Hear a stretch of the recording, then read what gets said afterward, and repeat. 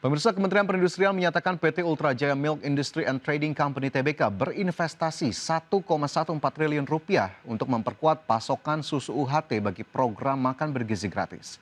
Investasi ini dilakukan guna memastikan ketersediaan produk bergizi secara berkelanjutan.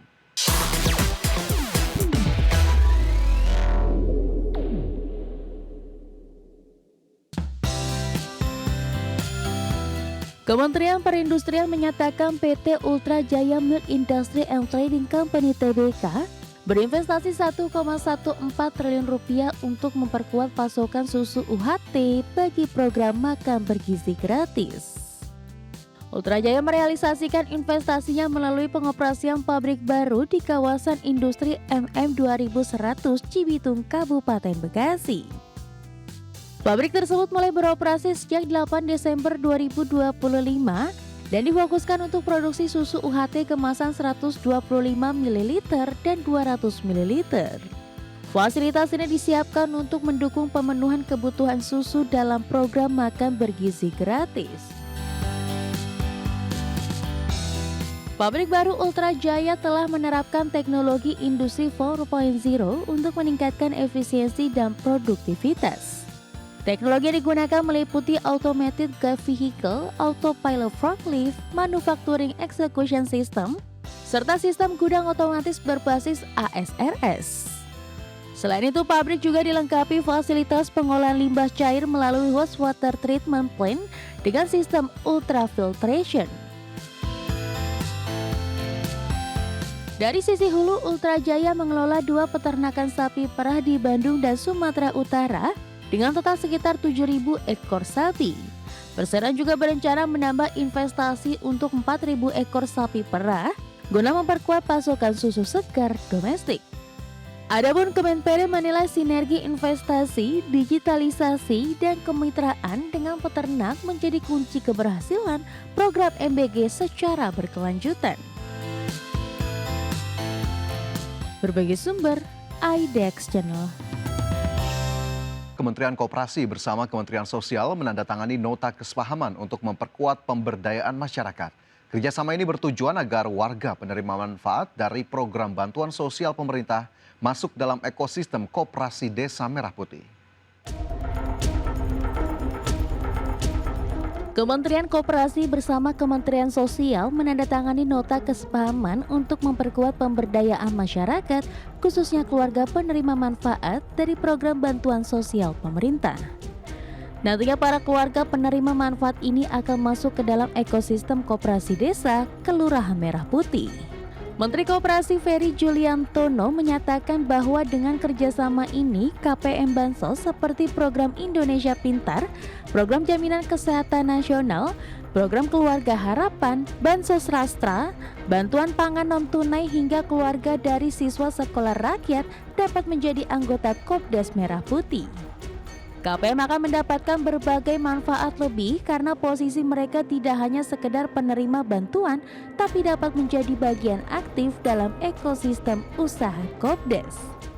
Kerjasama kolaborasi antara Kementerian Koperasi dan Kementerian Sosial ini diharapkan bisa membantu program Presiden untuk mengangkat masyarakat penerima manfaat yang berada di dalam lingkup tanggung jawab Kementerian Sosial ini bisa ikut didorong secara bertahap untuk menjadi anggota Koperasi Desa Kelurahan Merah Putih.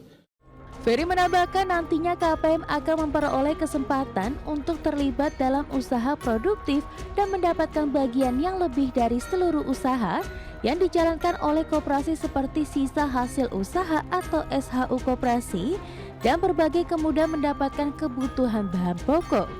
Melalui Kopdes, pemberdayaan KPM Bansos akan dapat lebih mudah diimplementasikan sehingga taraf hidup mereka juga akan meningkat secara bertahap.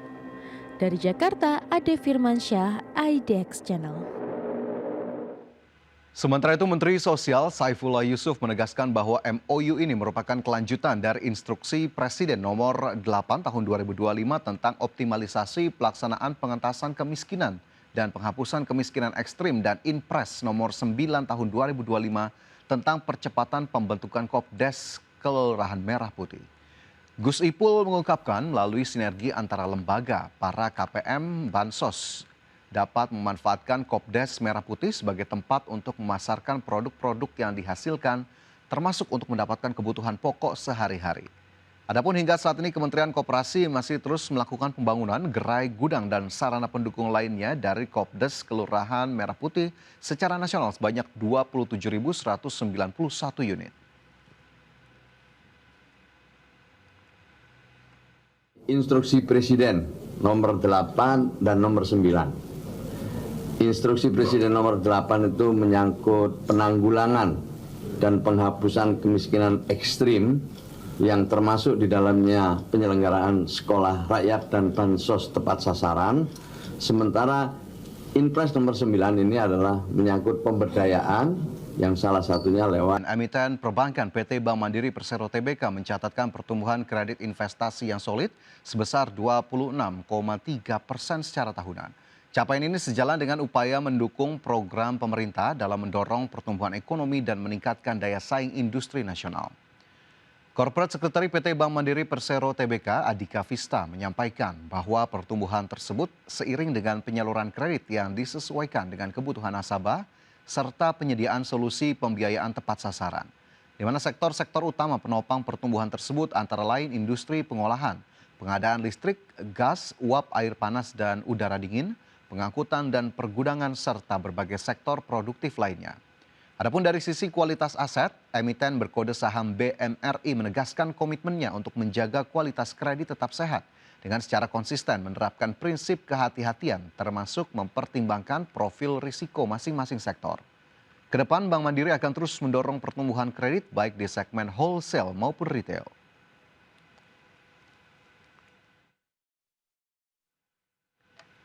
Selanjutnya pemirsa, emiten semen PT Semen Batu Raja Tbk membidik pertumbuhan pendapatan dan laba bersih dengan level double digit pada tahun 2026. Di mana pihak manajemen tengah menyiapkan sejumlah strategi untuk mendongkrak volume penjualan serta menjaga daya saing industri semen. Emiten semen PT Semen Batu Raja Tbk membidik pertumbuhan pendapatan dan laba bersih dengan level double digit pada tahun 2026. Di mana anak usaha dari Semen Indonesia Group ini tengah menyiapkan sejumlah strategi untuk mendongkrak volume penjualan, sekaligus menjaga daya saing di tengah industri semen yang masih kompetitif. Corporate Secretary PT Semen Batu Raja Tbk Hariliandu melaporkan bahwa realisasi volume produksi dan penjualan semen perseroan di tahun 2025 mencapai sekitar 2,46 juta ton atau meningkat sekitar 10% dibandingkan tahun 2024. Dengan capaian tersebut, emiten berkode saham SMBR bertekad untuk menjaga stabilitas volume produksi agar tumbuh sekitar 12,6% pada akhir tahun mendatang. Sementara itu, pihak manajemen telah memetakan sejumlah tantangan dan peluang yang akan mengiringi industri semen pada tahun ini, termasuk tantangan dari permintaan semen di Indonesia yang menunjukkan tren kontraksi pada beberapa tahun terakhir. Kondisi ini antara lain disebabkan melambatnya proyek konstruksi serta penurunan pembelian semen di sejumlah wilayah besar seperti Jawa dan Kalimantan. Di sisi lain, kapasitas produksi nasional masih jauh melebihi permintaan domestik sehingga menyulitkan utilisasi pabrik dan menekan harga serta margin keuntungan. Adapun dari sisi pemasaran, perusahaan fokus pada penetrasi pasar regional, retail, dan proyek infrastruktur serta penguatan merek di wilayah inti. Guna meluluskan berbagai strategi tersebut, perseroan menyiapkan belanja modal sebesar 69,87 miliar rupiah yang akan digunakan untuk pemeliharaan rutin pabrik, pembelian alat bantu operasional, serta pengembangan fasilitas produksi. Berbagi sumber IDX Channel. Emiten pertambangan PT Buma International Group Tbk terus mengakselerasi ekspansi bisnis global sekaligus memperdalam strategi diversifikasi usaha di luar batubara. Terbaru emiten berkode saham DOID ini akan memperkuat portofolio internasionalnya melalui penyertaan saham di perusahaan tambang tembaga asal Australia 29 Metals Limited. Dalam keterangan resminya, langkah tersebut dilakukan lewat anak usaha perusahaan di Singapura, Bukit Makmur Mandiri Utama, PTE Ltd atau Buma SG dengan menandatangani surat pra-komitmen untuk mengambil bagian dalam penawaran hak institusional yang dilakukan 29 Metals. Dalam skema tersebut, Buma SG berkomitmen mengeksekusi seluruh haknya secara prorata guna mempertahankan porsi kepemilikan sebesar 19,44%. Adapun nilai transaksi penyertaan saham tersebut mencapai 29,16 juta dolar Australia dengan mengambil 72,9 juta saham baru pada harga 0,4 dolar Australia per saham dan penyelesaian transaksi dijadwalkan pada 28 Januari 2026. Setelah transaksi rampung, jumlah saham Buma SG di 29 Metals, maksud kami 29 Metals, akan meningkat dari 266,82 juta saham menjadi 339,73 juta saham, meski persentase kepemilikannya tetap tidak berubah.